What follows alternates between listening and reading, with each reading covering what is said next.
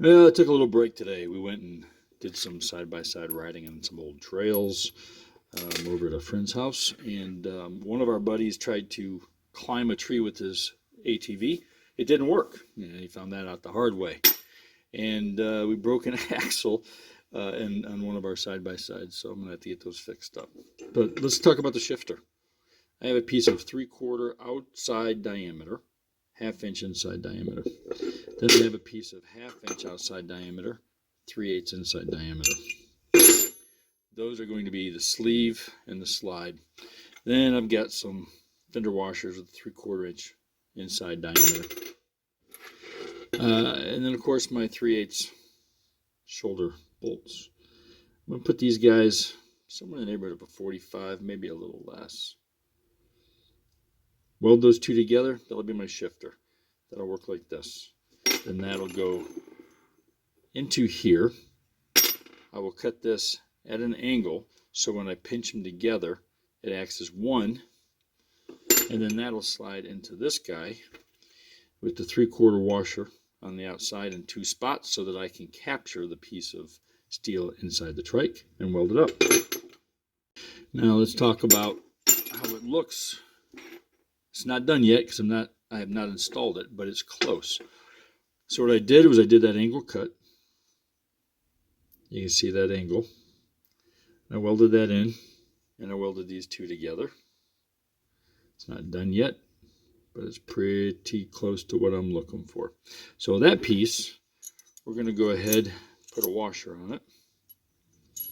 That's going to be my shifter on the inside, so I can push, pull, put a little knob on here, make it a little easier.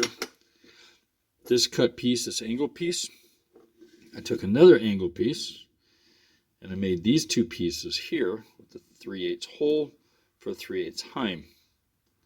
So that will slide through the sleeve. There's my 2 3/4. So what I do now is I take this, slide it on. This will do like this, so that I can have my shifter be like this. But you can't just put a bolt through here and tighten everything up, so that's where this comes in. So that guy goes on here like this, and it tightens up. You put your nut on the outside. Of course, I got some cleaning to do, but when you tighten that down, then this guy acts as your shifter. Piece of cake. So this washer and this washer will be welded to a spot inside the trike. That'll be tightened up. These will be tightened up. Oh, looks like I may have a little bit of a clearance issue. Well, these guys aren't together anyways, so we can fix that by putting the bolt on the other side. But that's it. So it's going to be sitting in the vehicle. It's going to do like this. Okay, well, here we go. Shifter's in place. I know, it looks kind of funny having a bolt, but that's okay. I'll deal with it. So the steering wheel will be here. I wanted to take my hand off too far to go up, down. No big deal. Come over to the other side, and shift linkage goes up, down,